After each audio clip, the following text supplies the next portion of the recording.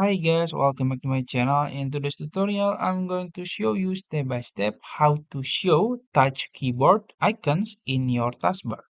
As you can see in my taskbar here, there is a no keyboard or touch keyboard icon. So I want to make it in this taskbar. I'm gonna show you how to do it. So first you can go to your settings. I'm gonna search it, settings, and hit enter. And then in the setting page, you can go to your personalization here, click on it. Then you can scroll down until you find taskbar, click on it. And then if you scroll down in the system tray icons, you will find touch keyboard here. So you can choose to never or always or when no keyboard attached. So if you choose always, there will be always a touch keyboard icon here. If you click it, there will be uh, keyboard like this.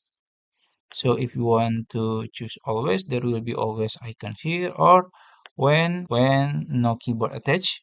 So your computer will detect if there is keyboard or no. So when no keyboard, there will be keyboard touch keyboard icon here. So it's up to you. I'm gonna choose always here in this video. And yeah, I think that's it. If you found this video helpful, please like this video and subscribe to my channel. Thank you.